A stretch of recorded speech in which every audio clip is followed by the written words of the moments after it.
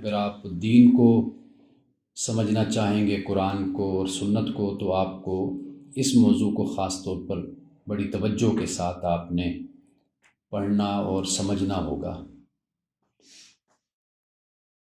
ایک بات یہ یعنی اس مثال سے میں اپنی بات کو شروع کروں گا کہ رسول اللہ صلی اللہ علیہ وسلم کی ایک حدیث ہے، آپ نے مثال سے یہ بات سمجھائی ہے کہ جیسے بحری جہاز ہوتا ہے تو ایک گروہ جماعت ہے جو اوپر رہ رہی ہے اور ایک جماعت گروہ ہے نیچے، اور اوپر والی جو منزل ہے اس میں سارا ذخیرہ کھانے پینے کا، خوراک پانی کا موجود ہے، تو جو نیچے والے ہیں وہ بھی اوپر جا کر لاتے ہیں وہاں سے اوپر سے۔ تو رسول اللہ صلی اللہ علیہ وسلم نے فرمایا کہ اگر اوپر والے نیچے والوں کو نہیں دیتے نا، اگر یعنی مثال کے طور پر پیاس لگتی ہے، پانی کی ضرورت ہے، تو وہ اوپر جاتے ہیں کہ جی ہمیں پانی کی ضرورت ہے، وہ پانی نہیں دیتے، تو رسول اللہ فرماتے ہیں کہ پھر وہ اپنی کشتی میں سوراخ کریں گے نیچے بحری جہاز میں تاکہ وہاں سے وہ پانی لے سکے۔ تو رسول اللہ صلی اللہ علیہ وسلم نے یہ جو مثال دی ہے یہ خاص طور پر ہمارے لیے بڑی اہم ہے، ہمارے حالات میں، اور علماء کے لیے، فقہاء کے لیے اور طلباء کے لیے، اس لیے کہ اگر ہم اپنے حالات اور زمانے کے تقاضوں کو ہم نہیں سمجھیں گے تو پھر لوگ ادھر ادھر جائیں گے، گمراہ ہوں گے، بھٹکیں گے۔ یعنی جب ان کی تسلی نہیں ہوگی آپ سے، مجھ سے، طلباء سے، علماء سے، تو پھر اس کا یہ نتیجہ ہوگا کہ وہ لوگ اپنی تسلی کے لیے اور اطمینان قلب کے لیے پھر وہ ادھر ادھر جاتے ہیں۔ تو یہ حدیث بڑی پیاری ہے، تو ہمیں یہ چیز مد نظر رکھنی چاہیے کہ ہم اپنے آپ کو اس قابل اور اس طرح کا عالم بنائیں کہ لوگوں کی جو طلب ہے اور پیاس ہے وہ ہم سے لوگوں کی بجھے ہمارے پاس آنے سے۔ یعنی اتنا اپنا مطالعہ وسیع اور اتنے گہرائی کے ساتھ اور چیزوں کو ہم سمجھیں توجہ کے ساتھ، تاکہ جو طالبان علم ہیں وہ ہمارے پاس جب آئیں تو ان کو تسلی ہو، ان کو سکون ملے، وہ ادھر ادھر نہ جائیں، انہیں کوئی کمی نہ محسوس ہو۔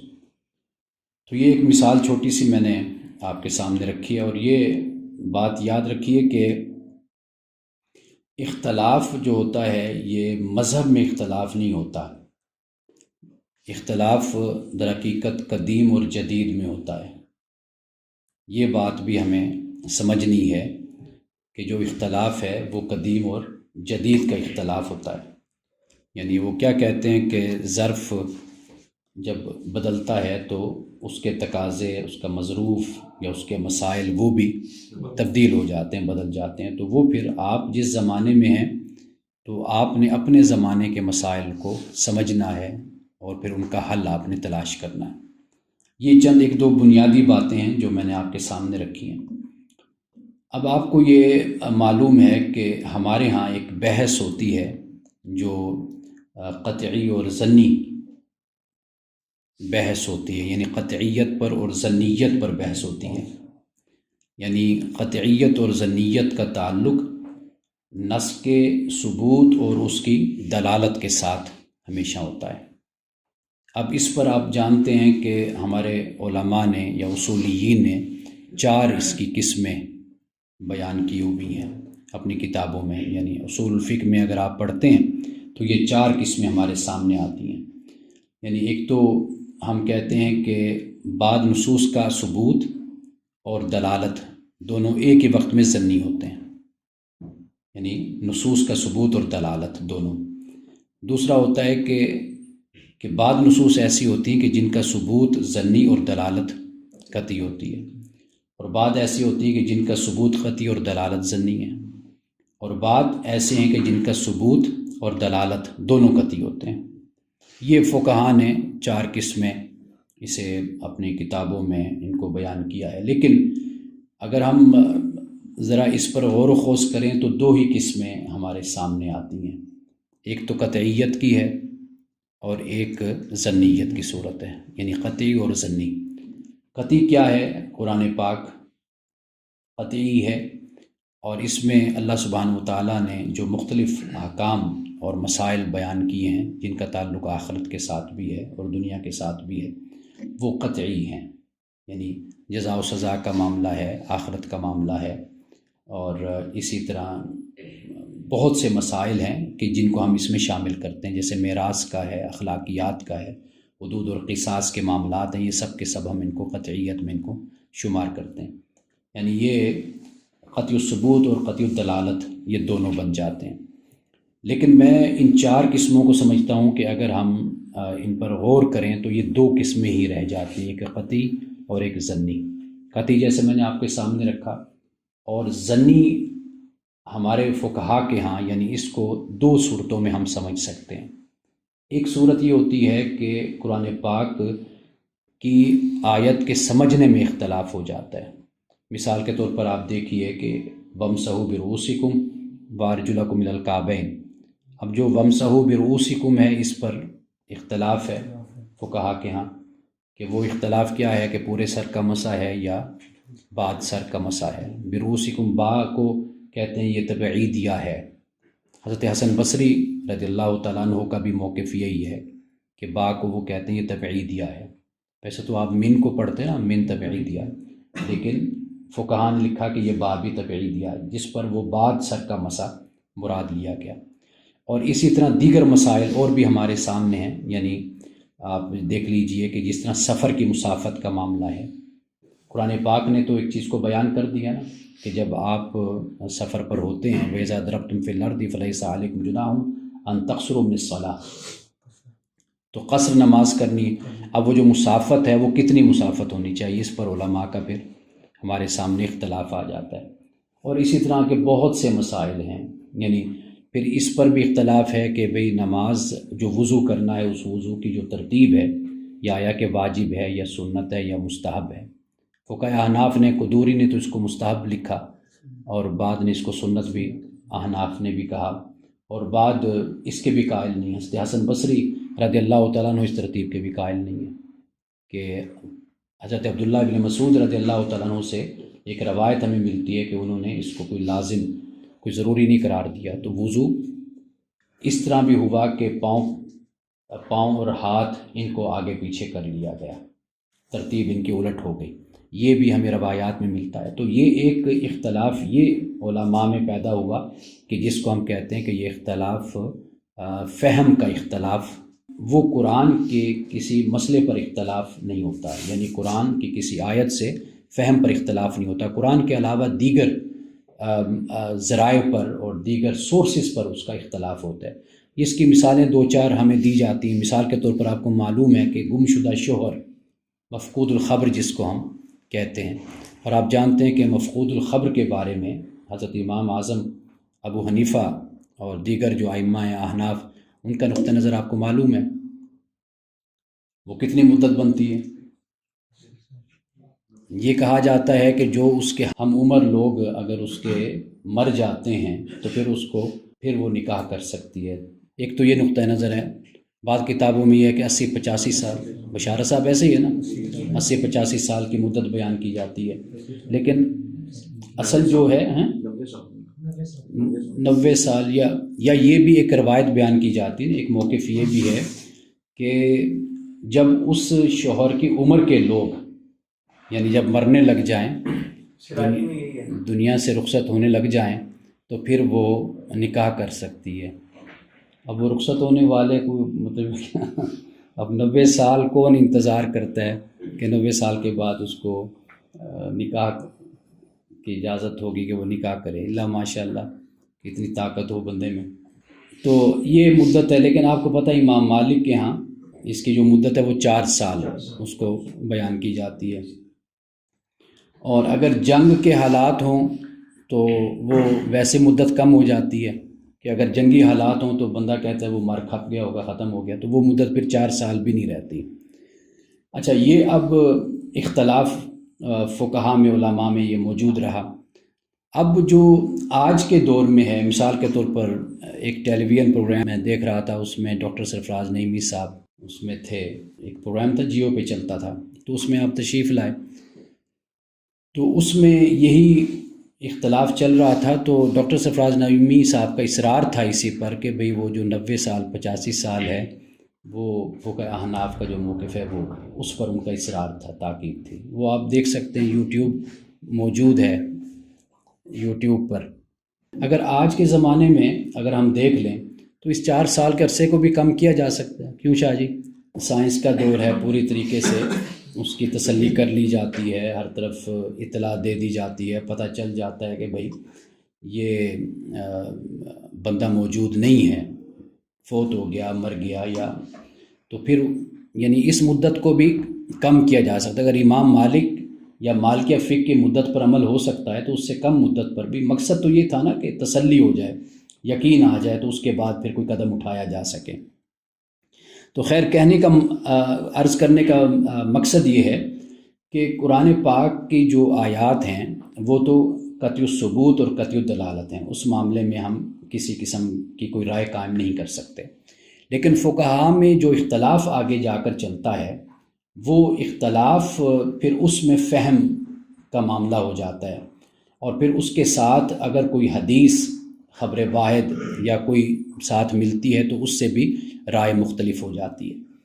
تو اس وجہ سے ہمیں قرآن پاک کی آیات کے فہم میں ہمیں علماء میں فقہا میں اختلاف ہمیں نظر آتا ہے، یا پھر اس سے باہر کے جو مسائل ہوتے ہیں اس کو پھر وہ اپنی عقل کے ساتھ اور اپنے قیاس کے ساتھ، اجتہاد کے ساتھ اس مسئلے کو حل کرتے ہیں۔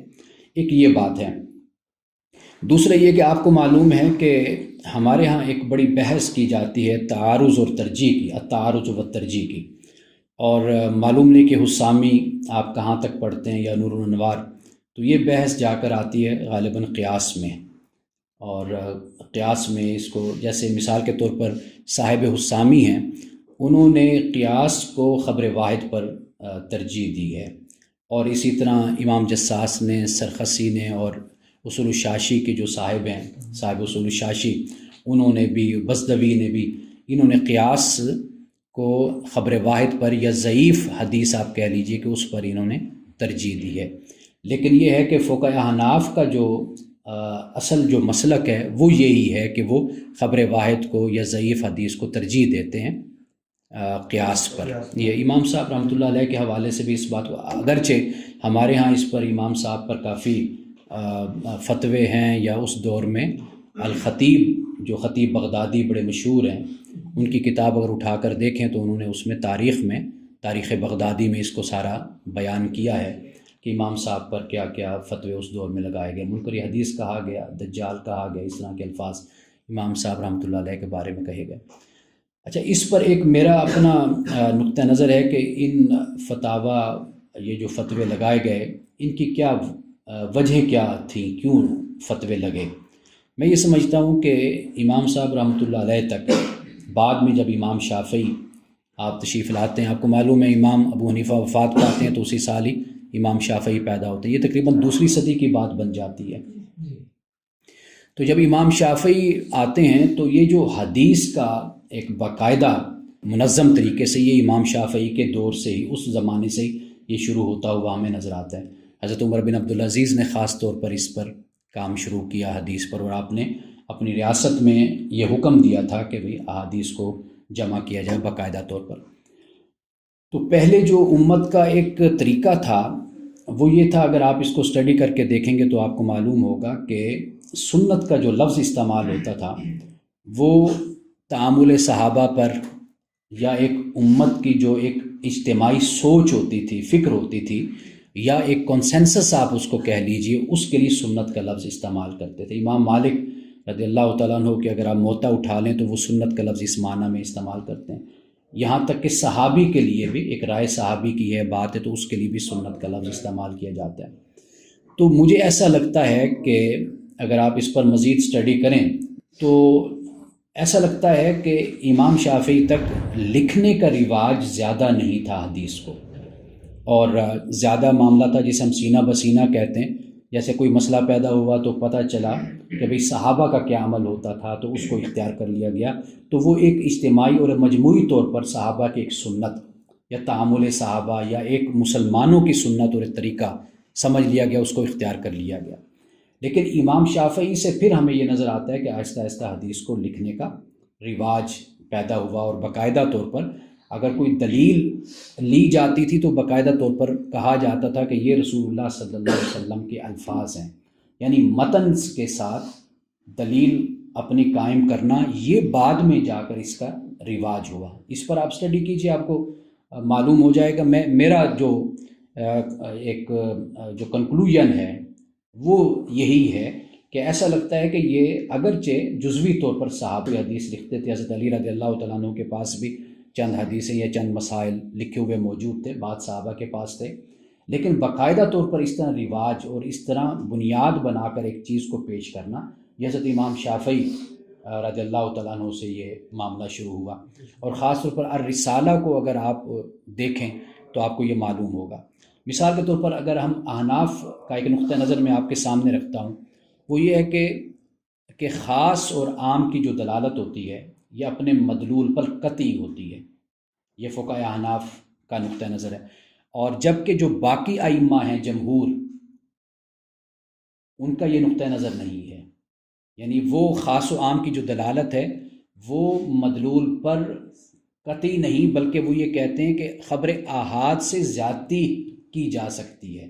یعنی ایک بات یہ ہے کہ آپ کو قرآن پاک نے ایک بات بیان کر دی، مثال کے طور پر میراث کا معاملہ ہے، آپ نے اس کو ایز اٹ از آپ نے اختیار کر لیا۔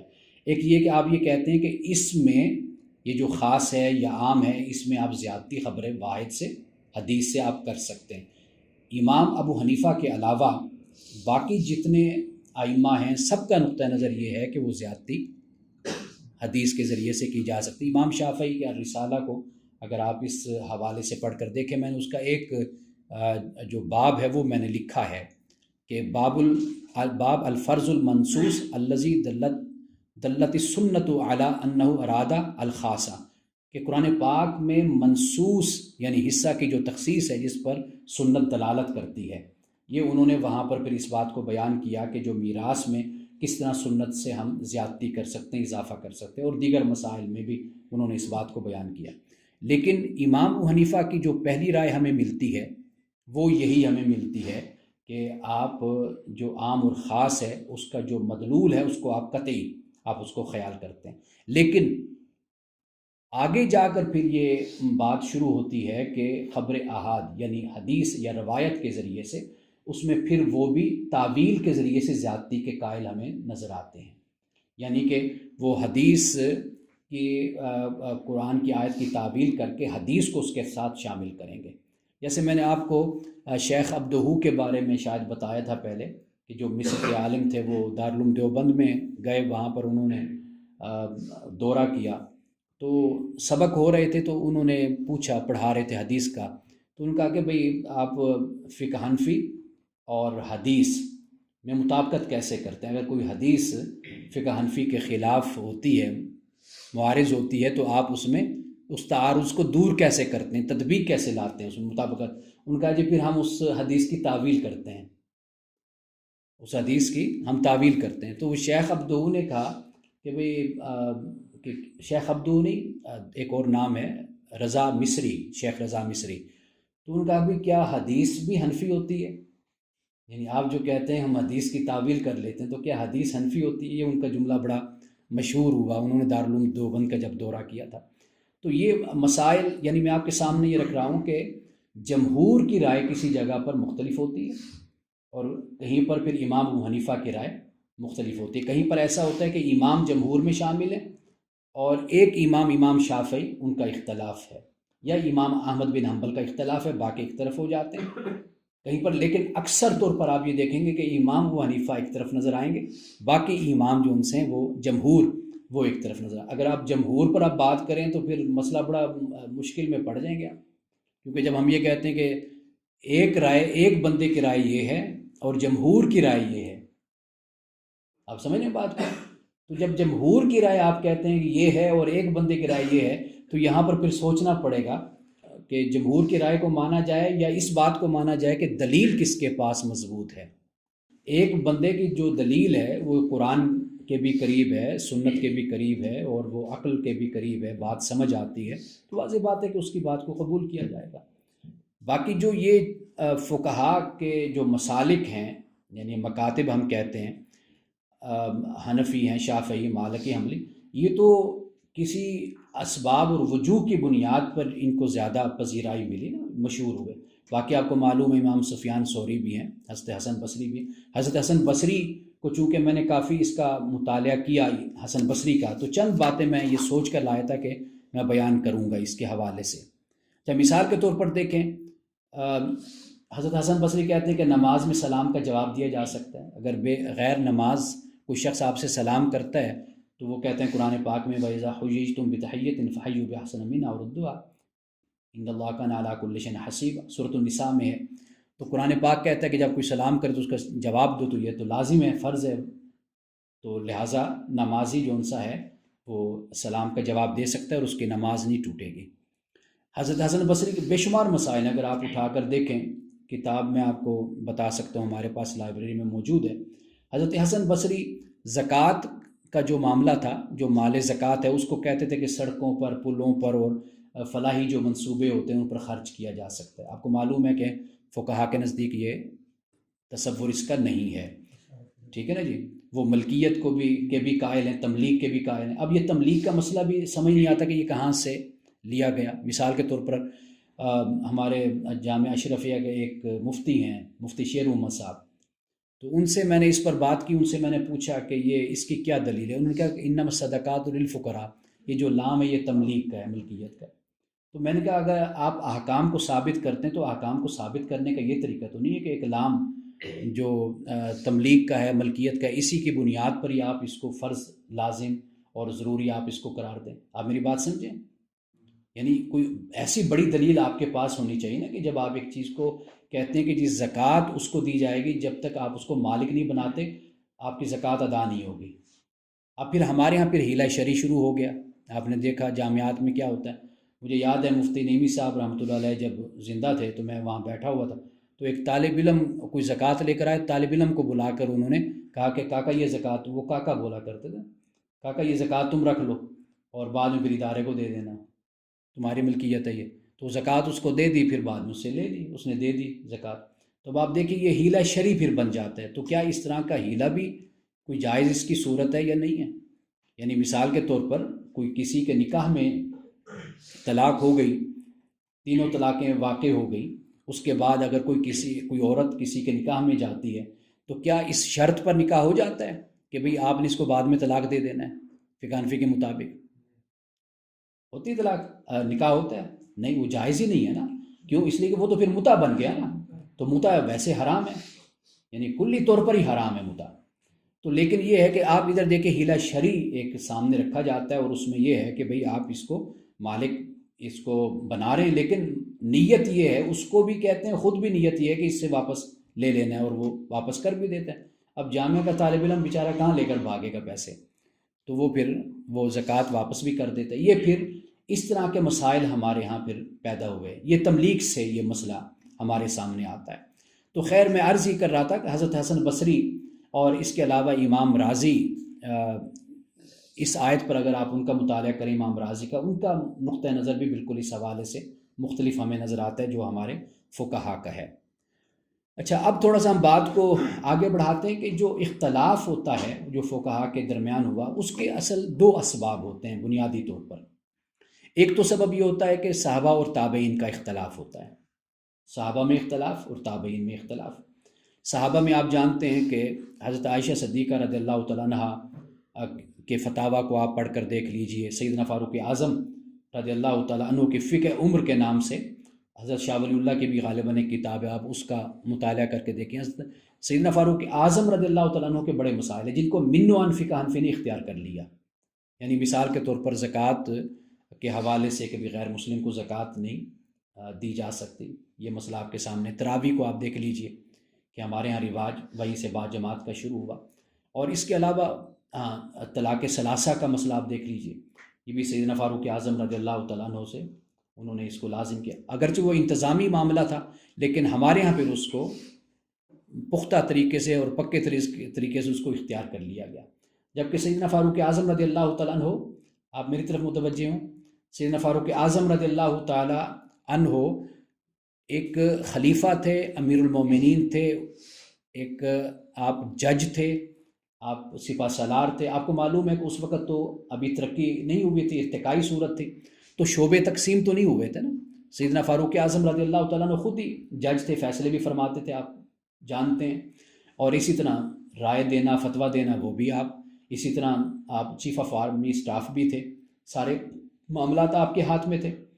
تو آپ نے انتظامی حوالے سے جب لوگوں نے طلاق عام کر دی، 3 طلاقیں دینا، تو آپ نے کہا کہ بھئی اگر کوئی اب دے گا تو یہ تینوں کے تینوں واقع ہو جائیں گے. آپ نے ایک انتظامی صورت میں کنٹرول کرنے کے لیے آپ نے اس کو نافذ کیا. تو لیکن یہ ہے کہ ہم نے پھر اس کو من نوعاً فقہ حنفی نے اختیار کر لیا. لیکن باقی ائمہ آپ کو معلوم ہے کہ ان میں اختلاف بھی ہے، خاص طور پر جو سلفی اور اہل حدیث طبقہ ہے، خاص طور پر علامہ ابن تیمیہ ہیں اور ابن قیم ہیں. آپ دیکھ لیجئے کہ وہاں پر ہمیں اختلاف اس صورت میں ہمیں نظر آتا ہے. تو ایک تو بنیادی بات صحابہ و تابعین کا اختلاف، حضرت عائشہ صدیقہ رضی اللہ تعالیٰ عنہ کا اختلاف. آپ دیکھ لیجئے کہ معراج کے حوالے سے حضرت عائشہ جسمانی معراج کی قائل نہیں ہیں، اور حضرت امیر معاویہ بھی قائل نہیں ہیں.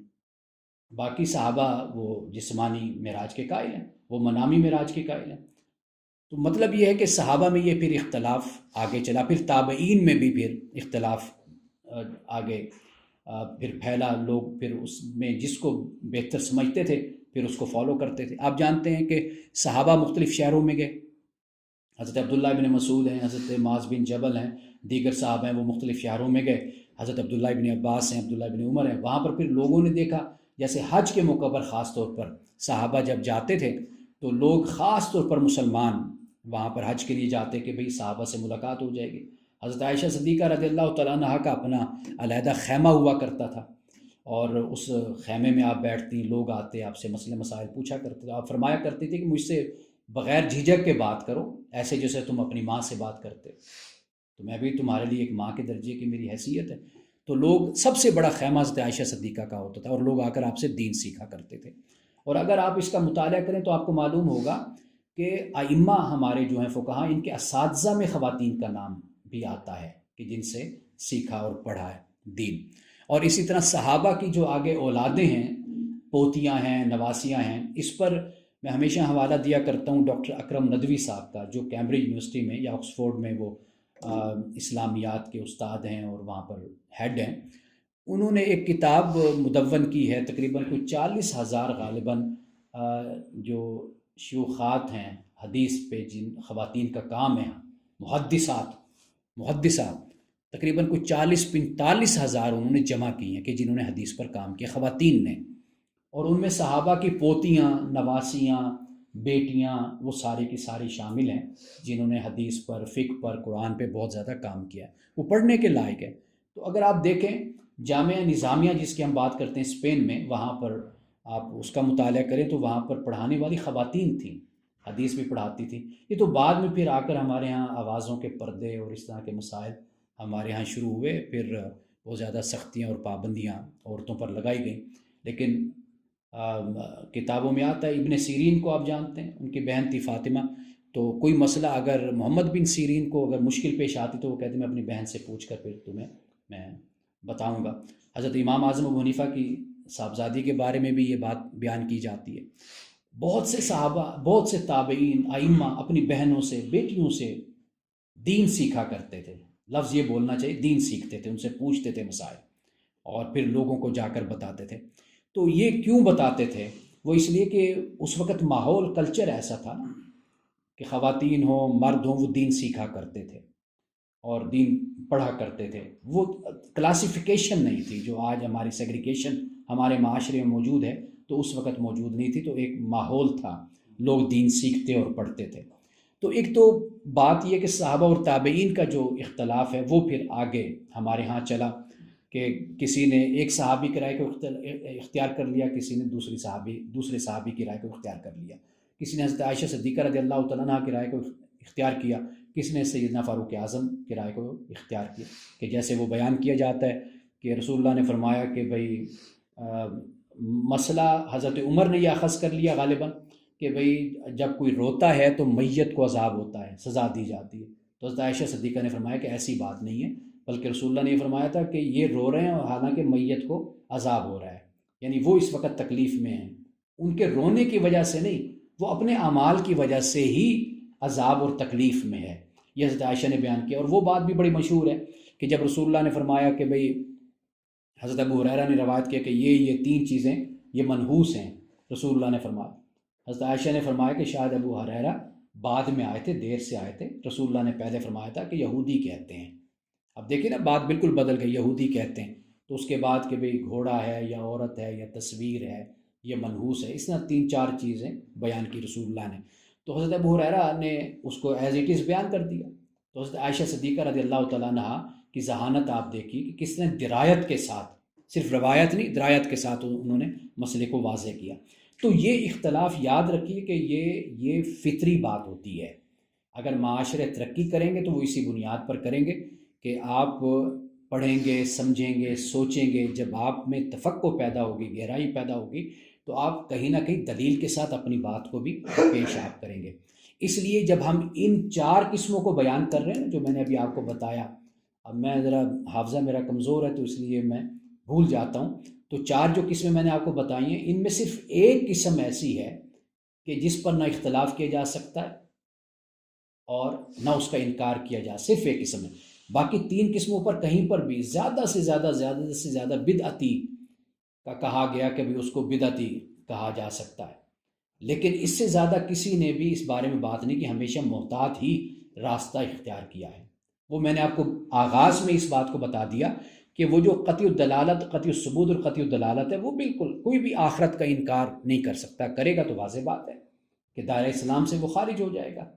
اور اسی طرح نماز ہے، یعنی اللہ نے فرض کی نماز، اب کوئی نماز کا اگر کوئی انکار کرتا ہے تو واضح بات ہے کہ وہ نماز سے خارج ہو جائے گا، اسلام سے نکل جائے گا۔ لیکن اگر کوئی ان تین قسموں میں سے کسی قسم میں اختلاف کرتا ہے، جیسے میں نے آپ کو بتایا کہ نماز کے حوالے سے کسی کا اختلاف اگر ہوتا ہے، مثال کے طور پر نماز کی ادائیگی کا معاملہ ہے، اب آپ دیکھیے کہ جو اہل تشیع ہے وہ ظہرین پڑھتے ہیں اور مغربین پڑھتے ہیں۔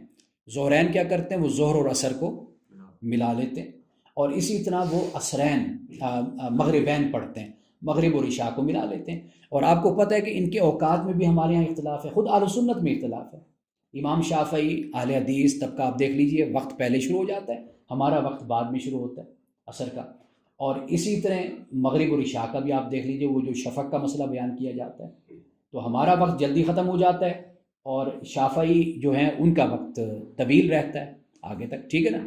اب یہ جو اختلاف ہمارے ہاں موجود ہے، یہ فقہی اختلاف ہے، اور یہ جسے میں کہتا ہوں کہ یہ فہم کا اختلاف ہے۔ مثال کے طور پر اہل تشیع کے ہاں روزہ پہلے وہ کہتے ہیں دیر سے وہ افطار کرتے ہیں، ہم جلدی افطار کرتے ہیں۔ اب انہوں نے قرآن پاک کے وَأَتِمُّوا الصِّيَامَ إِلَى اللَّيْلِ، انہوں نے یہاں سے استنباط کیا، استدلال کیا، انہوں نے کہا جی لیل تک قرآن کہہ رہا ہے، تو مطلب یہ ہے کہ لیل کیا ہوتی ہے؟ کچھ اندھیرا چھا جائے، تاریکی چھا جائے تو پھر روزے کو افطار کر لیا جائے۔ اب دیکھیے یہ کلی طور پر علمی انداز ہے نا، کہ ایک دلیل کے ساتھ آپ بات کر رہے ہیں، تو آپ جیسے جیسے مطالعہ کریں گے، آپ پڑھیں گے، تو آپ کا جو یہ ذوق ہے یہ آپ کے اندر پیدا ہوگا، یہ آپ کو کانفیڈنس بھی دیتا ہے، آپ کو دلیل بھی دیتا ہے، اور آپ ایک بات کو بیان کرنے کے لیے آپ کا ایک پورا مطالعہ اور ایک آپ کا بیک گراؤنڈ ہوتا ہے کہ جس کی بنیاد پر آپ اپنی بات کو پیش کر رہے ہوتے ہیں۔ تو پہلا جو اختلاف کی وجہ ہمارے سامنے آتی ہے وہ تو ہے کہ صحابہ اور تابعین کا اختلاف، اور دوسری جو وجہ ہے وہ جو سامنے آتی ہے وہ ہے کہ حالات اور تقاضوں کا اختلاف ہوتا ہے۔ یہ بہت اہم ہے، حالات اور تقاضوں کا اختلاف۔ وہ کیسے ہو جاتا ہے؟ آپ دیکھیے کہ زمانہ اور وقت بدل جاتا ہے، جب زمانہ اور وقت بدل جاتا ہے تو پھر اس کے حساب سے جو مسائل پیدا ہوتے ہیں، اس کے تقاضے ہوتے ہیں، وہ بالکل مختلف ہو جاتے ہیں۔ اچھا، اختلاف کیوں ہوتا ہے؟ عرف و رواج کی بنیاد پر بھی اختلاف ہوتا ہے۔ عرف و رواج کو آپ یوں سمجھ لیجئے، یا ضرورت اور احتیاج کو بھی اس میں شامل کر لیجئے۔ جیسے مثال کے طور پر اگر آپ فقہا کی فقہ کا مطالعہ کریں، آپ دیکھیں گے کہ جن علاقوں میں فقہ حنفی کو رواج ملا، فقہ حنفی میں وہ ضرورت تھی، وہ حل موجود تھا کہ جو اس خطے کے لوگوں کی ضرورت کو وہ فقہ حنفی پورا کرتی تھی۔ اگر آپ فقہ شافعی کو دیکھیں گے کہ وہ ملائیشیا میں، انڈونیشیا میں یا ان علاقوں میں، آپ دیکھیں گے کہ ان کی ضرورت فقہ شافعی پورا کرتی ہے۔ اگر اسی طرح امام احمد بن حنبل کے فقہ کو دیکھیں گے یا امام مالک کے فقہ کو دیکھیں گے تو باقاعدہ طور پر جن علاقوں میں اور جس خطے میں جس فقہ کو زیادہ رواج ملا اس کی وجہ ہمیں یہ سمجھ آ جاتی ہے کہ وہاں پر رہنے والے لوگوں کی ضرورت یہ تھی، انہوں نے لہٰذا اپنی آسانی اس فقہ میں سمجھی اور انہوں نے اس کو قبول کر لیا۔ اور آپ جانتے ہیں کہ یہیں سے تلفیق کا مسئلہ بھی ہمارے ہاں ڈسکس ہوتا ہے۔ تلفیق جانتے ہیں جی آپ مسئلے؟ تلفیق کیا ہے؟ تلفیق یہیں سے یہ مسئلہ پیدا ہوا کہ آپ نے ایک مسئلہ تو ایک فقہ سے لے لیا، دوسرا مسئلہ آپ نے دوسری فقہ سے لے لیا۔ آپ نے دیکھا کہ جب آپ نے مالکی فقہ میں سے آپ نے مفقود الخبر کا مسئلہ لے لیا نا اور آپ نے اس کو اختیار کر لیا، ایسے بہت سے مسائل ہیں کہ جو شوافی سے لے لیے جاتے ہیں، حنابلہ سے لے لیے جاتے ہیں، وہ ہم سے بھی مسئلے کو لے لیتے ہیں۔ اس کو کہتے ہیں تلفیق، یعنی آپ اپنی سہولت کے لیے بدنیتی سے نہیں، یہ بات ذہن میں رکھیے کہ بدنیتی یا دین کا تماشا لگانے کے لیے یا اپنے مزاج کو ایسا بنا لے کوئی بات نہیں ہے، تو یہ انداز نہیں، بلکہ آپ سنجیدگی کے ساتھ اور پوری ذمہ داری کے ساتھ آپ ایک چیز کو اختیار کرتے ہیں۔ تو تلفیق کا مسئلہ بھی ہمارے ہاں بیان کیا جاتا ہے۔ تو میں یہ عرض کر رہا ہوں کہ ایک تو اختلاف عرف رواج یا جسے میں نے کہا کہ ضرورت اور احتیاج کا بھی ہے کہ جو جس جگہ پر رہتا تھا اس نے دیکھا کہ مجھے یہ فقہ سوٹ کرتی، اس نے اس فقہ کو مجموعی طور پر اس خطے کے لوگوں نے اس کو اختیار کر لیا۔ ایک بات تو یہ ہے۔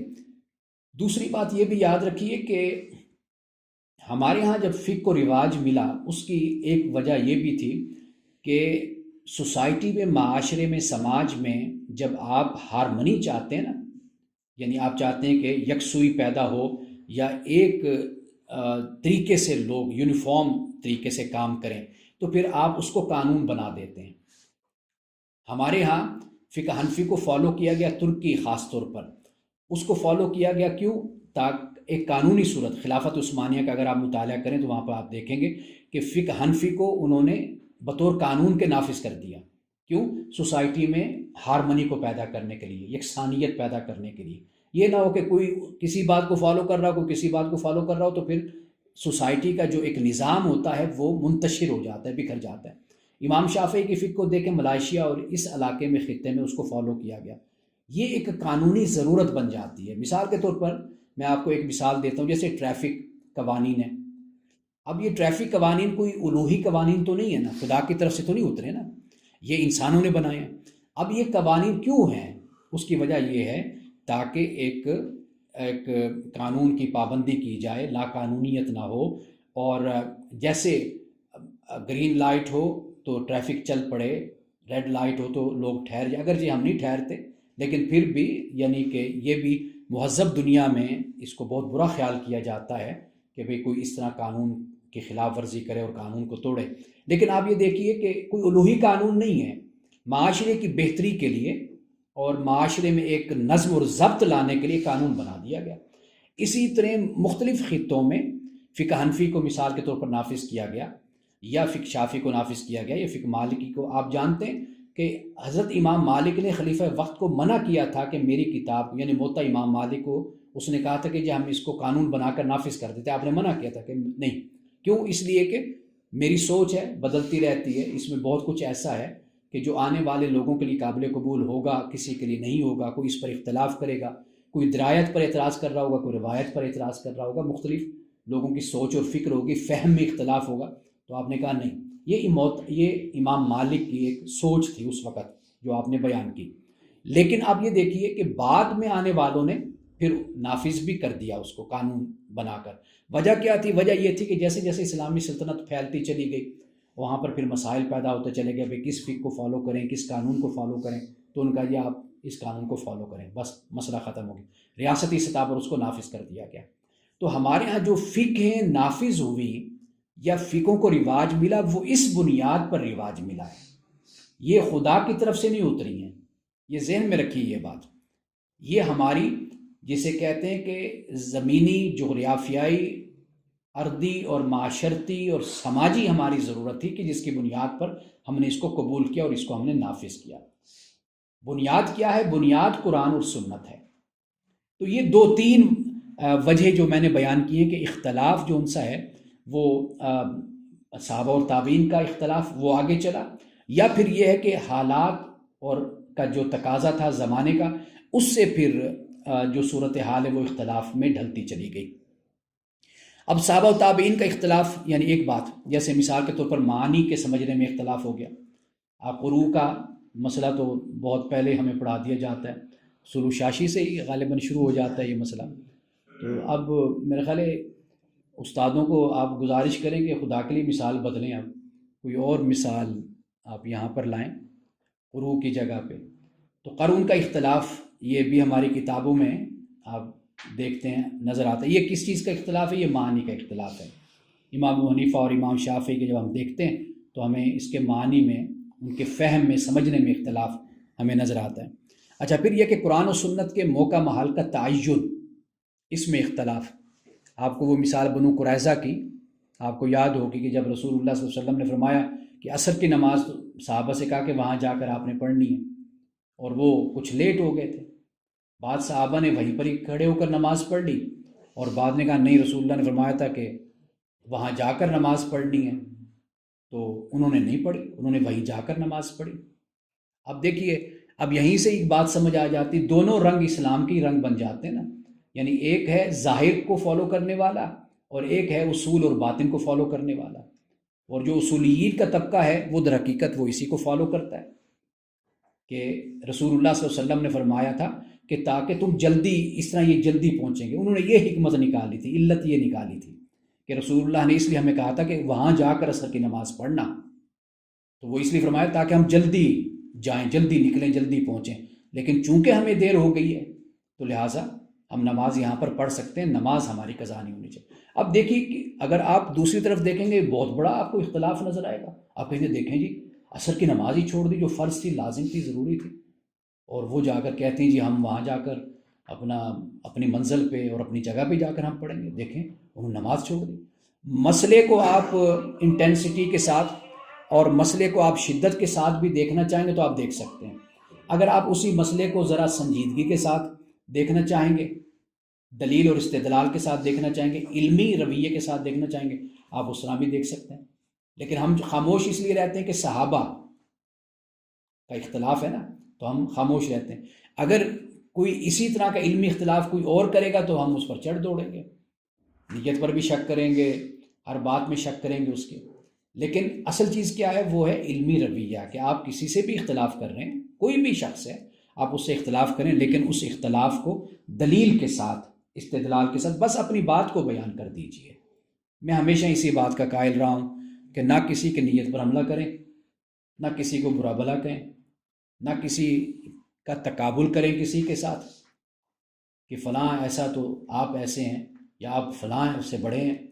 کوئی بات نہیں ہے، صرف اتنی بات ہے کہ جو مسئلہ پیش ہے آپ اس مسئلے پر اپنی رائے دے دیجئے۔ میں نے آپ کو شاید پہلے بتایا ہو کہ حج کے موقع پر جب دو ائمہ آپس میں ملے، ان کی ملاقات ہوئی، ایک تو امام ابو حنیفہ تھے رحمۃ اللہ علیہ، ایک اور دوسرے امام تھے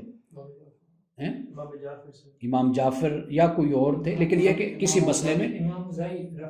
مسئلے میں اختلاف تھا، ہاں امام اوزائی، کسی مسئلے میں اختلاف تھا، انہوں نے اپنی بات پیش کر دی، انہوں نے اپنی بات پیش کر دی، انہوں نے اپنی دلیل دے دی، بات ختم ہو گئی۔ نہ انہوں نے کسی کی دلیل پر جرح کی، نہ بحث کی، نہ کسی کو للکارا، نہ مناظرہ کیا، نہ وہاں پر مسلمانوں نے کوئی اور حرکت کی، کچھ بھی نہیں، بس اپنی اپنی بات کو پیش کر دیا۔ اس کے بعد فی امان اللہ، السلام علیکم ورحمۃ اللہ، اٹھ کر چلے گئے، بس اتنی بات اپنی پیش کر دی، بس ٹھیک ہے آپ اپنی بات پر عمل کر رہے ہیں۔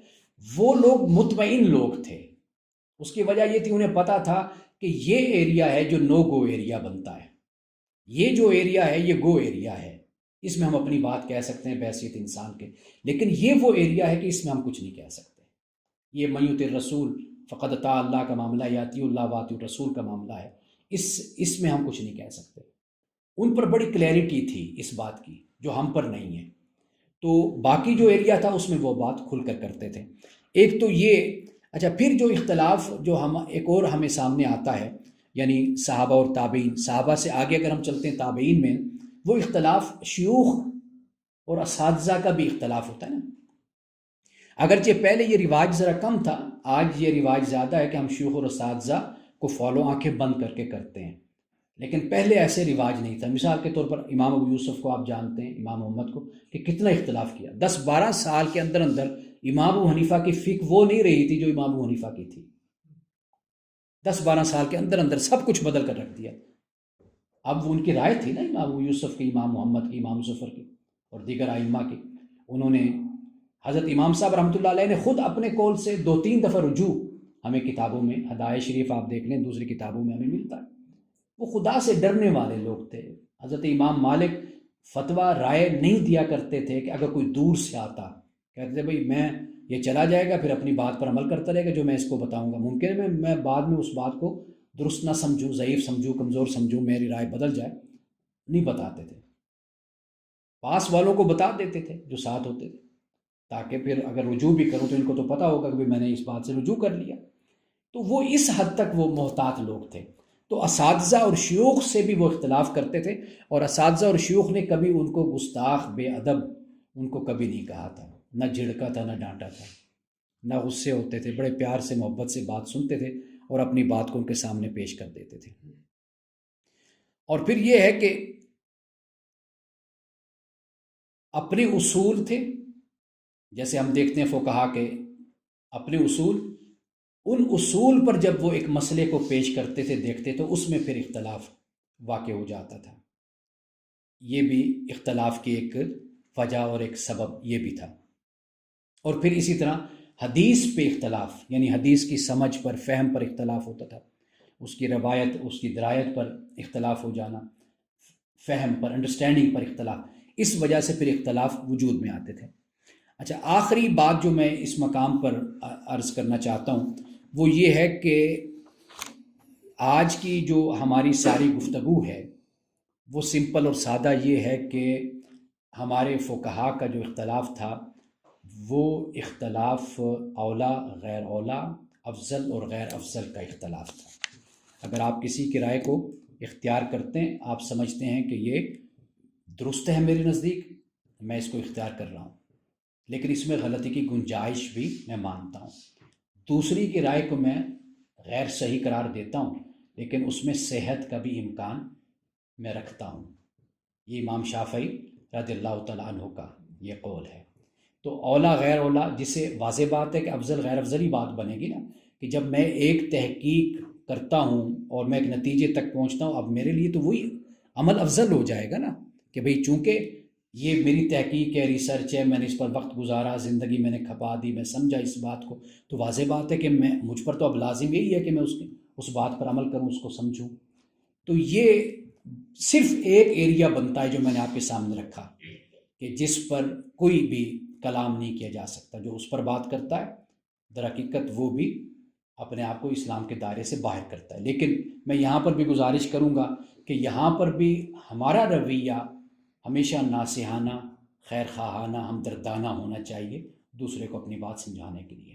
باقی معاملات میں ہمارے فقہا نے اور علماء نے بھی ہمیشہ احتیاط کا راستہ اختیار کیا. وہ ایسے ہی خام خواہ کسی پر چڑھ نہیں دوڑتے تھے. اور آپ یہ بات, چونکہ میں اس لیے بار بار آپ کو کہتا ہوں کہ آپ مجھ سے بہتر جانتے ہیں, کیونکہ آپ تازہ پڑھ رہے ہیں سارا کچھ.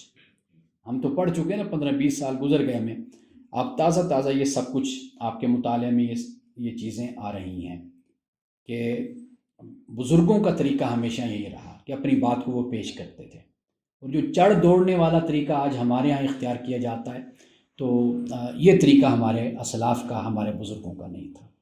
یہ چند باتیں آج کے اختلاف کے حوالے سے کہ بھئی کیا ترجیحاً کیا طریقہ ہمیں اس پر اختیار کرنا چاہیے, وہ میں نے آپ کے سامنے پیش کر دیا. وآخر دعوانا الحمدللہ رب العالمین. ہمارے ہاں جو یہ اختلاف کی اس وقت اس قدر شدت پیدا ہو گئی ہے, کیا وجہ ہے اس کی؟ وہاں اختلاف میں اس قدر شدت ہے, اگر فروعی اختلافات ہیں, حدیثوں کا ہمارے ساتھ جو اختلاف ہمارا ان کے ساتھ, تو اس میں شدت کیوں ہے اتنی زیادہ؟ ایک تو بنیادی وجہ یہ ہے علم کی کمی ہے. اگر میں آپ سب باتوں کو جڑ سے, اصول سے سمجھنا شروع کر دیں, اور نہیں تو کمپیریزن پڑھنا شروع کر دیں, کمپیریٹیولی تقابل کر کے پڑھنا شروع کر دیں, ایک رائے کو سمجھیں, دوسرے کو, تیسری رائے کو پڑھیں, دیکھیں. تقابل کرنے سے بہت انسان کا ذہن کھلتا ہے, وسعت انسان کے اندر پیدا ہوتی ہے. ایک تو اس چیز کی کمی ہوتی ہے، اور بلکہ ہدایہ ہے، قدوری ہے، یہ کتابیں بھی آپ پڑھیں تو اس کو بھی تھوڑا سا آپ، جسے ہم کہتے ہیں کریٹیکل طریقے سے، ناقدانہ انداز میں آپ ان کو پڑھنے کی کوشش کریں۔ اور میرے بیٹھے ہیں ریسرچ اسکالر ہیں ہمارے بشارت صاحب، چونکہ ادھر بیٹھتے ہیں، ہم مل جل کے کام کرتے ہیں، تو ہدایہ میں بھی اگر آپ دیکھیں گے اور ہماری دیگر فقہا حنفیوں کی کتابوں میں، ہم نے معذرت کے ساتھ ہم نے دوسرے کی رائے کو پیش کرنے میں اصل جو جڑ اور بنیاد ہے، جو کتاب ہے، جسے فقہ شافعی کی جو امہات الکتب ہیں، حنابلہ کی ہیں، مالکیہ کی ہیں، ہم نے ان سے رابطہ نہیں کیا، ان سے استدلال نہیں کیا، ہم نے دوسرے تیسرے سورس سے ہم نے کوئی بات اٹھائی اور اس کو فقہ شافعی سے منسوب کر کے ہم نے اس کو نقل کر دیا۔ بشارت صاحب ایسے ہی ہے نا، اور اس کے حوالے بھی موجود ہیں جو ہم آپ کو پیش کر سکتے ہیں، دکھا سکتے ہیں۔ کہنے کا مقصد یہ ہے کہ ہم کوئی بھی ہو، وہ صاحب ہدایہ ہوں، صاحب قدوری ہوں، کوئی بھی ہوں، ہیں تو آخر انسان نہ۔ اصل چیز کیا ہے کہ آپ چیزوں کو تحقیق کے ساتھ سمجھنے کی عادت ڈالیں۔ کئی باتیں ایسی ہوتی ہیں، مثال کے طور پر سقراط کے بارے میں یا ارسطو کے بارے میں اس نے کہا تھا کہ انسان کے جو دانت ہیں وہ کوئی 33 یا 34 ہیں۔ اب لوگوں نے کہا جی یہ تو ارسطو صاحب نے فرمایا۔ اب وہ بات ایسی چلی کہ یعنی گزشتہ صدی تک کہتے ہیں کہ لوگوں میں یہی بات مشہور تھی کہ انسان کے 34-35 دانت ہوتے ہیں، کیونکہ اس نے کہا تھا۔ تو جب گنے گئے، کسی نے گننے کی بھی تکلیف نہیں گوارا کی کہ انسان کے دانت کل کتنے ہوتے ہیں۔ یہ بعد میں جا کر آج پتہ چلا کہ انسان کے دانت 32۔ کتنی چھوٹی سی بات ہے نا۔ اسی طرح مسائل میں یہی رویہ ہوتا ہے۔ آپ کہتے ہیں جی فلاں نے یہ کہہ دیا، بس ٹھیک ہے، وہ ہمارے لیے معتبر ہیں، محترم ہیں، محتشم ہیں، بس ٹھیک ہے، ہمیں ان کی بات قبول ہے۔ خدا نہ خواستہ کسی کی توہین مقصود نہیں ہوتی۔ قرآن پاک بھی تو کہتے ہیں نا کہ آپ وَلْيَكْتُبْ بَيْنَكُمْ كَاتِبٌ بِالْعَدْلِ۔ تو کیا اگر آپ دو دوست بیٹھ کر کوئی معاہدہ کریں گے، لکھیں گے بیٹھ کر، تو اس کا مطلب یہ ہوگا کہ آپ اپنے دوست پر اعتبار نہیں کر رہے؟ یہ بات تو نہیں ہے نا۔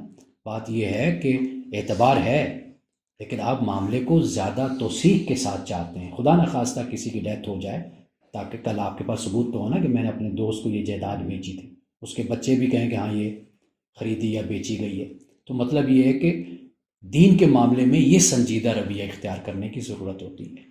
اس کی ضرورت نہیں ہوتی کہ نعوذ باللہ اگر میں کہوں کہ امام صاحب نے یہ بات کی تو مجھے آپ دلیل دیں، یہ کہاں امام صاحب نے اس کا حوالہ دیا، آپ کہیں نعوذ باللہ یہ امام صاحب کو مانتا۔ بھائی میں مانتا تو محمد رسول اللہ صلی اللہ علیہ وسلم پر ایمان رکھتا ہوں، باقی جو شخصیات ہیں وہ میرے لیے قابل احترام ہے، لیکن اگر کوئی حوالہ مانگ لے کسی بات پر کہ بھئی یہ اگر صاحب ہدایہ نے لکھا ہے تو کہاں پر لکھا ہوا ہے، تو کیا مطلب یہ ہے کہ میں گستاخ قرار پاؤں گا؟ تو یہ ایک علمی مزاج ہمیں پیدا کرنے کی ضرورت ہے۔ ایک بات تو یہ ہے کہ ہمارے ہاں وہ جو چاہے وہ اہل حدیث ہیں، کوئی بھی ہیں، ان کے ہاں علم کی میں ہمیشہ بڑی کمی محسوس، میں کتابی کیڑا ہوں، پڑھتا رہتا ہوں چونکہ چیزوں کو، تو جب مجھ سے کسی کی بات ہوتی ہے یا کوئی مجھ سے بات کرتا ہے تو مجھے اندازہ ہو جاتا ہے کہ بھئی یہ عقیدت صرف یا جذبات کام کر رہے ہیں یا کوئی علم بھی ہے کہ جس کی بنیاد پر بات کہی جا رہی ہے۔ ایک تو یہ رویہ ہمارا ہے۔ دوسرا جو معاملہ ہوتا ہے نا جی، وہ یہ یاد رکھیں کہ جب ایک فرقہ وجود میں آتا ہے نا، تو وہ ہمارے ایک دوست ہیں، وہ کہا کرتے ہیں کہ تنظیم مقصد کے لیے بنائی جاتی ہے، پھر وہ تنظیمی مقصد بن جاتی ہے۔ تو فرقے پھر اس طرح وجود میں آتے ہیں کہ پھر وہ خود ہی اپنا ایک مقصد بن جاتے ہیں، پھر ان کو آپ نے سروائیول وار ہوتی ہے، اس کو آپ نے لے کر آگے چلنا ہوتا ہے، آپ اس سے ادھر ادھر نہیں ہو سکتے۔ یہ دوسری وجہ ہے۔ تیسری وجہ یہ ہوتی ہے کہ یاد رکھیں کہ جو زوال کا دور ہوتا ہے نا، زمانہ ہوتا ہے، زوال میں صرف ایک شعبہ نہیں متاثر ہوتا، زوال ہمیشہ ہمہ گیر ہوتا ہے۔ آپ مسلمانوں کا یا پاکستانیوں کا زوال دیکھیں گے نا تو آپ کو ہر جگہ نظر آئے، سیاست میں نہیں صرف، آپ حکمرانوں کو بلیم کریں صرف وہ نہیں، آپ علماء کو دیکھ لیں، مذہبی طبقے کو دیکھ لیں، آپ سیاسی طبقے کو دیکھ لیں، آپ ڈاکٹروں کو دیکھ لیں، آپ انجینئرز کو دیکھ لیں، انجینئر 2 نمبری کرتے ہیں عمارتیں بنانے میں، ڈاکٹروں کو دیکھ لیں، ان کا کیا رویہ اپنے مریضوں کے ساتھ ہوتا ہے، یعنی وہ کمیشن لیتے ہیں، دوائیاں بیچتے ہیں، کیا کچھ کرتے ہیں، وہ انسانیت ہی ایسے لگتا ہے ان لوگوں کے اندر مر گئی ہے۔ تو وہ جو زوال ہوتا ہے وہ ہمہ گیر ہوتا ہے۔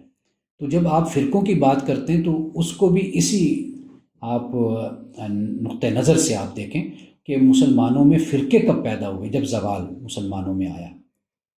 جب یہ سقوط بغداد ہوا تھا، بغداد کو زوال ہوا، آپ کو معلوم ہے کہ اس وقت مسلمان آپس میں مناظرے کر رہے تھے، ایک دوسرے کی داڑیاں کھینچ رہے تھے، اچھل اچھل کر بغداد کے بازاروں میں مناظرے کرتے تھے، مسئلے چھوٹے چھوٹے ہوتے تھے، جیسے ہمارے ہاں آج آپ دیکھ لیجئے کہ فاتحہ خلف الامام یہ مسئلہ ہوتا ہے نا، اس پر آپ دیکھیں کہ کتنی بڑی مطلب ہے کہ کانفرنس منعقد کر دی جاتی ہے اور اس میں اس مسئلے کو ڈسکس کیا جاتا ہے، یا کلخانی کے مسئلے کو بہت بڑی کانفرنس اور کتابیں رکھ کر دلائل دے کر شور غوغا کے ساتھ بات کی جاتی ہے، چلا کر۔ اب یہ چھوٹے چھوٹے مسئلے امت کے اگر آپ دیکھیں گے بہت بڑے مسئلے آپ کو نظر آئیں گے، تھوڑا سا آپ اپنے ایکسپوجر کو بڑھائیں گے، دیکھیں گے تو آپ کو اندازہ ہوگا کہ ہمارے ایسے بنیادی مسائل ہیں کہ ہمارے تو اب وجود کو بھی خطرہ ہے مسلمانوں کے، خاص طور پر پاکستانیوں کے، کہ ہم 75 سال تک پہنچ گئے لیکن ہم یہاں پر کوئی تبدیلی نہیں لا سکے، کوئی ترقی نہیں کر سکے، نہ معاشرتی، نہ سیاسی، نہ حکومتی سطح پر، نہ آئینی حوالے سے، کسی طرح بھی آپ کو ہم زوال پذیر ہوتے چلے جا رہے ہیں، تو ہمارے بہت بڑے مسائل ہیں۔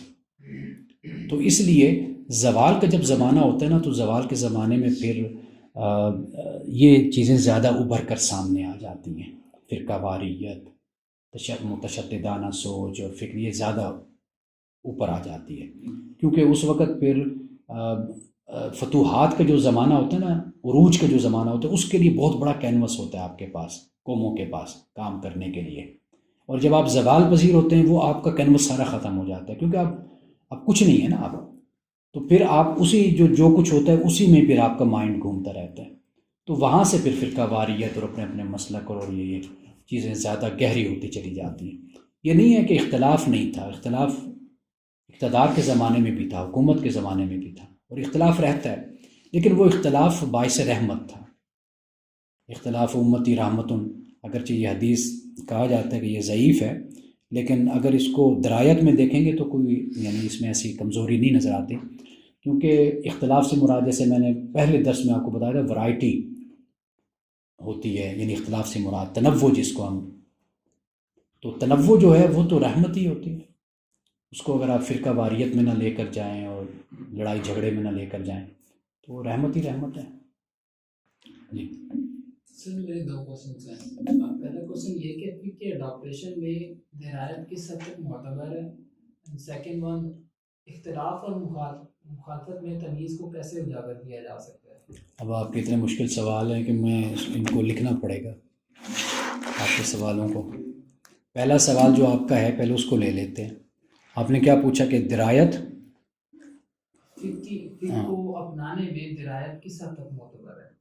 دیکھیں، اب آپ جو سوال آپ کا ہوتا ہے نا وہ اتنا وسیع ہوتا ہے، اتنا بڑا آپ سوال کرتے ہیں کہ پورا ایک ٹاپک یہ بن جاتا ہے کہ فقہ میں جو درایت ہے اس کا کیا آپ کہہ رہے ہیں؟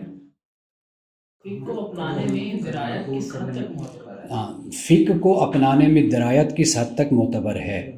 دیکھیے، پہلی بات تو یہ ہے کہ جو عقل جس کو ہم کہتے ہیں، یا استنباط اور جو استدلال ہوتا ہے، اس کی بنیاد ہی اگر ہم خبر واحد کو بناتے ہیں، روایت کو بناتے ہیں کہ ہم اس سے استدلال اور استنباط کرتے ہیں، تو واضح بات ہے کہ ہم جہاں پر اس کی روایت کو دیکھتے ہیں، چیک کرتے ہیں کہ اس کو روایت کرنے والا کون ہے، وہاں پر ہم اس کی درایت کو ہم دیکھتے ہیں۔ درایت جو بھی مسئلہ ہوگا اس میں اس کی بہت زیادہ اہمیت اس لیے ہے کہ اس کی جو قبولیت ہے، اگر آپ اس کی قبولیت پر، ایکسیپٹنس پر اگر آپ چاہیں گے، جس کو اڈاپشن غالباً آپ نے کہا، وہ جو ہے وہ بنیادی طور پر اس کا انحصار ہی درایت پر ہوتا ہے، یعنی روایت پر تو ہم بعد میں دیکھیں گے، بعد میں جائیں گے کہ راوی کون ہے، روایت کرنے والا کون ہے، لیکن جب آپ ایک چیز کو کسی کے سامنے رکھتے ہیں نا، بیان کرتے ہیں، تو وہ بنیادی طور پر یہی دیکھتا ہے کہ یہ جو بیان کی جا رہی، کیا رسول اللہ صلی اللہ علیہ وسلم یہ بات آپ فرما بھی سکتے ہیں، آپ نہیں فرما سکتے،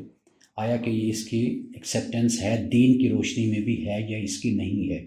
تو اس لیے درایت ہمیشہ فقہا نے بھی جب بھی اس پر بات کی، ہمارے ہاں محدثین اور فقہا کے اختلاف کو زیادہ اجاگر کیا جاتا ہے، بیان کیا جاتا ہے، جبکہ ایسی صورت نہیں ہے۔ فقہا چند جزیات میں ہمیں اختلاف نظر آتا ہے، لیکن زیادہ اختلاف نہیں، جیسے مثال کے طور پر شاذ کے بارے میں اختلاف ہے محدثین کا اور فقہا کا، جو حدیث شاذ بیان کی جاتی ہے، تو لیکن درایت کی یعنی ہم کسی بھی فقیہ کی بات کریں گے آپ دیکھیں گے کہ سب سے پہلے وہ اسی بات ہی کو دیکھتے ہیں کہ اس کی درایت کیا ہے، یا آیا کہ عقل کے معیار پر یا جو اصول اور ضابطہ ہے کیا اس کے معیار پہ یہ پورا اترتی ہے، یہ بات نہیں اترتی۔ فقہ میں اگر اس چیز کا خیال نہیں رکھا جائے گا تو وہ چیز کبھی بھی اپنے زمانے میں تو کیا کسی زمانے میں بھی اس کو قبول نہیں کیا جائے گا۔ اس لیے ہمارے فقہاء نے جب بھی بات کی ہے، قرآن پاک سے استنباط کیا ہے، تو وہاں پر بھی اسی چیز کو مد نظر رکھا ہے۔ آپ یہ جو ٹاپک ہے نا عنوان، یہ آپ دے دیا کریں ہمارے بشارت صاحب کو، تو اس پر کچھ مزید کام کیا جا سکتا ہے آپ کے ٹاپک پر۔ دوسرا سوال آپ کا کیا ہے؟ سر میرا دوسرا کوشچن یہ تھا، اختلاف اور مخالفت میں تمیز کو کیسے اجاگر کیا جا سکتا ہے؟ اختلاف اور مخاصمت میں، مخالفت میں، اختلاف اور مخالفت میں، یعنی آپ پہلا اختلاف تو ہم اس کو ورائٹی میں لیں گے نا، ویریشن آف تھاٹ جس کو میں کہتا ہوں، اس میں لیں گے۔ دوسرا جو آپ لے رہے ہیں وہ آپ مخالفت میں لے رہے ہیں، یعنی مخالفت سے مراد یہ ہے کہ باعث ہو کر ایک شخص ایک رائے کو اختیار کرتا ہے، یہ مخالفت ہو جاتی ہے۔ دیکھیے میں اپنی ذات کی یعنی تجربے کی بات کروں، اپنے علمی سفر کی بات کروں، میں یہ سمجھتا ہوں کہ ان دو چیزوں کے لیے، ان میں فرق کرنے کے لیے دو باتوں کی بڑی ضرورت ہے۔ ایک تو انسان کو اپنی ذات کا تزکیہ، تطہیر، تقویٰ، یہ بنیادی بات ہے۔ آپ اپنا احتساب خود کرتے ہیں اپنے کردار کا، اپنے اخلاق کا، اپنی عادات کا، کہ برائیاں ان سے آپ اپنے آپ کو بچائیں اور اچھائیاں اپنی ذات میں پیدا کریں، ایک بات۔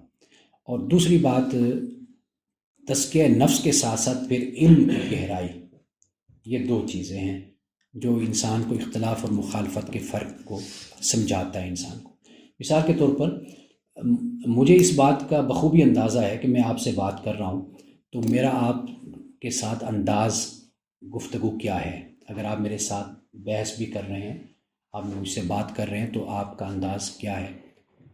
قرآن پاک نے جس کو کہا نا ادع الی سبیل ربک بالحکمۃ والموعظۃ الحسنہ وجادلھم باللتی احسن، یہ بھی قرآن پاک نے بیان کیا۔ پہلی بات کیا ہے؟ حکمت ہے، اور دوسری کیا ہے؟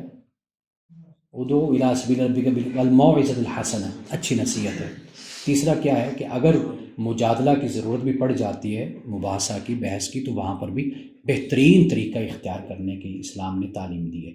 تو میرا خیال ہے کہ یہ دو چیزیں ہیں کہ جتنی آپ اپنے اندر میچورٹی لاتے جائیں گے نا، میچورٹی، پختگی اپنے اندر لاتے جائیں گے، اور اس کے ساتھ ساتھ اپنی ذات کی اصلاح کرتے چلے جائیں گے، تو یہ دو وہ طریقے ہیں کہ جس کی بنیاد پر آپ اختلاف اور مخالفت، ان چیزوں کو، ان دونوں باتوں کو آپ سمجھنا شروع کر دیتے ہیں۔ سر سمجھنے کے بعد اس کو اجاگر کیسے کیا جاتا ہے، کمیونیکیٹ کیسے کیا جا سکتا ہے؟ اب دیکھیے، اب کمیونیکیٹ سے دو چیزیں ہیں نا، کمیونیکیٹ سے آپ کی ایک تو یہ ہے کہ میں حمزہ سے بیٹھا بات کر رہا ہوں، ایک یہ ہے۔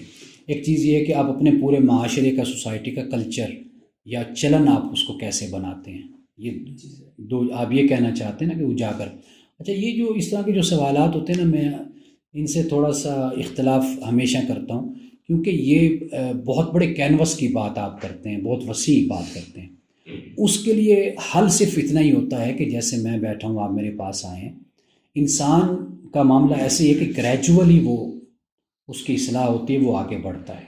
ہم اسی طرح کے مجلس برپا کریں، ہم بیٹھیں، ہم گفتگو کریں، اختلاف کریں، کبھی کوئی ٹاپک ہم رکھ لیں، کسی مسئلے کو اٹھا لیں کہ جی ہم اس پر بیٹھ کر بات کریں گے، قرآن کی روشنی میں، سنت کی روشنی میں، پھر فقہاء کی روشنی میں، آئمہ کیا، محدثین کیا کہتے ہیں، اس پر ہم پورا مطالعہ کر کے آئیں، ہم بات کریں، گفتگو کریں، اپنے اپنے دلائل، اپنی رائے ہم ایک دوسرے کے سامنے رکھیں۔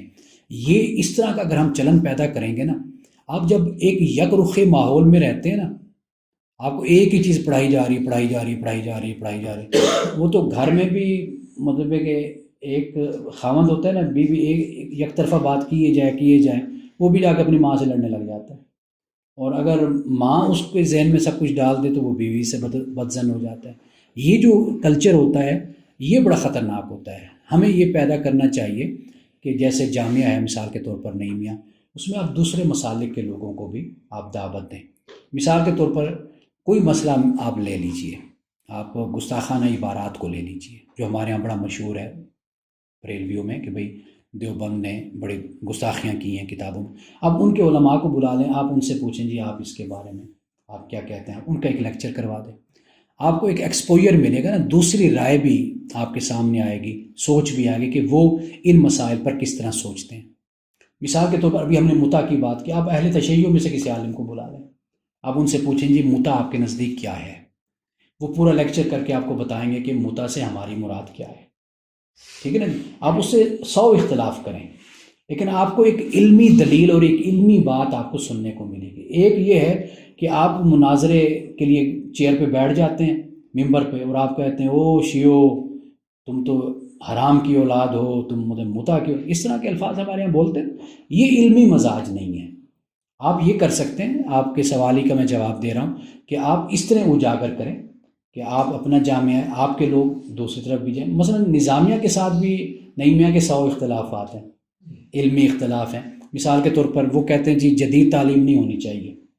آپ جا کر ان کے ساتھ گفتگو کریں, آپ کے لیکچر ہوں, ان کو پتہ چلے بھئی جدید تعلیم کی اہمیت کیا ہے, یہ کیوں ضروری ہے, ہم کیوں اس کو حاصل کریں, کیوں سیکھیں. مطلب کہنے کا یہ ہے کہ آپ جب تک دروازے کھلے نہیں رکھتے نا, اس وقت تک آپ نہ توسع پیدا ہوگا, نہ اختلاف اور مخالفت کا فرق آپ سمجھ پائیں گے. مجھے آپ یقین کیجئے, مجھے آپ لوگوں سے جو مدارس ہوتے ہیں اس بات پہ ہمیشہ خوف آتا ہے کہ پتہ نہیں آپ میری کون سی بات کس طرح لے لیں اور کس طرح اس کو لے کر آپ جائیں. حالانکہ آپ جامعات کے, آپ علم پڑھنے والے, کوئی 7ویں سال, کوئی 6ٹھے, کوئی 8ویں سال کا اسٹوڈنٹ ہے, لیکن خدا گواہ مجھے اس بات کا ڈر رہتا ہے کہ آپ میری بات کو کس طریقے سے, کس معنی پہنا کر, مفہوم دے کر آپ اس کو, میری بات کو لے کر جائیں. تو یہ خطرات کیوں پیدا ہوتے ہیں؟ اس لیے کہ ہمیں, آپ اگر جامعات کی لائبریریاں دیکھیں گے نا, آپ وہاں پر دیکھیں گے کہ آپ کو ساری کتابیں علماء دیوبند کے خلاف آپ کو ملیں گی, ان پر فتوے کی ملیں گی. آپ کو مولانا مودودی کے پر فتوے پہ ملیں گی. آپ ان کی کتابیں کیوں نہیں دیکھ لیتے کہ ان کی کتابوں کے اندر کیا ہے؟ آپ اس کا تقابل کر کے بھی تو دیکھ سکتے ہیں, مطالعہ کر سکتے ہیں. تو کہنے کا مقصد یہ ہے کہ جب آپ یہ کھڑکی کھولیں گے نا, تو پھر وہ اجاگر معاملہ ہوگا کہ اختلاف اور مخالفت کے فرق کو ہم سمجھنا شروع کریں گے. اگر آپ اپنے ہی مسلک اور فقہ کو اگر آپ سمجھتے ہیں یہی حق ہے, یہی اترا ہے خدا کی طرف سے, اور جو ہم نے سمجھا بس یہی سب کچھ ہے, اس کے علاوہ باقی دنیا میں سب بطلان اور جھوٹ اور فریب اور دجل ہے, تو پھر یقین کیجئے کہ پھر معاشرے نہیں چلتے اس سوچ کے ساتھ. آپ اپنی دنیا تو بسا لیں گے, ہم نے اپنی دنیا بسائی ہوئی ہے, لیکن دنیا کے ساتھ چلنے کے لیے, دنیا کو اسلام کا پیغام دینا ہے آپ نے, تو وہاں پر پھر آپ کو بہت مشکلات پیش آئیں گے. تو یہ طریقہ ہے کہ جیسے اب ہم نے, چھوٹی سی جگہ ہے ہمارے پاس, ہم نے آپ لوگوں کو دعوت دی. دیکھیں آپ کو لانے بلانے کرنے پہ آپ نہیں مانیں گے کہ کتنا خرچہ ہمارا ہوتا ہے, لیکن میں اپنے دل سے اور اپنے شوق سے کرتا ہوں کہ آپ لوگ آئیں, میرے ساتھ بیٹھیں, ہم بات کریں. اتنے اخراجات, یعنی اگر آپ 4 دفعہ ایک مہینے میں آتے نا یہاں پر, تو آپ کو معلوم ہے کہ یہ ہمیں خرچہ 70-80 ہزار روپے میں جا پڑتا ہے. صرف گاڑیوں کے آنے جانے کا آپ دیکھ لیں کہ وہ کتنا خرچہ ہو جاتا ہے. تو معاملہ اصل میں یہ ہے کہ مقصد صرف میرا یہ ہے کہ آپ لوگ آئیں, اور اسی لیے آئیں کہ ہم اختلاف اور مخالفت کو سمجھ سکیں. بے شک دوسرا آپ کے خلاف پروپیگنڈا کرے, آپ پہ فتوے بولتا رہے, ٹھیک ہے بولتا رہے, اس کی تربیت اس طرح ہے, اس کی تعلیم اسی طرح ہے, وہ اپنے کام میں لگا رہے. آپ اپنے مزاج کو پختہ بنائیے علمی حوالے سے, اور پھر آپ دیکھیں گے کہ جو آپ بات کہہ رہے ہیں پھر اس کا ایک کلچر رواج پائے گا سوسائٹی میں, جامعات میں, ہر جگہ پر. ہمارے لیے دعا کریں اللہ ہمیں توفیق دے.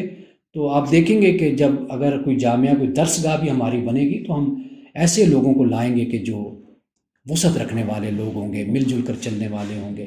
یعنی ہمارا کیا اختلاف ہے؟ مثال کے طور پر آپ دیکھیے دیوبند سے کیا اختلاف ہے, فقہ ہماری ایک ہے, اور بنیادی عقائد ہمارے سب کے ایک ہیں, اور علم کلام فلسفہ ہم سب ایک ہے. اہل سنت کا کہاں اختلاف ہے؟ اہل حدیث کے ساتھ آپ کا جو اختلاف ہے, چیدہ مسائل ہی ہیں نا, چند ہی مسائل ہیں. اہل سنت سب اہل سنت کہلاتے ہیں. اہل تشیع ہی ہے نا جن سے بنیادی آپ کا ہمارا اختلاف بنتا ہے. امامت کا مسئلہ ہے یا اس طرح کے دیگر مسائل ہیں. لیکن آپ دیکھیے وہاں پر امام جعفر صادق کی فقہ ہے, اس کو بھی پڑھیے, امام جعفر صادق کو بھی, امام باقر کو پڑھیے. آپ کی فقہ کی ترتیب جو کتابوں کے, وہ ساری امام باقر سے لی گئی ہے، امام باقر یا امام محمد سے لی گئی ہے، اسی ترتیب کو سارے ائمہ نے آگے پھر فالو کیا ہے۔ کتاب و طہارت، کتاب و صلاۃ، کتاب و زکوٰۃ جو ہے ترتیب ساری وہی چل رہی ہے۔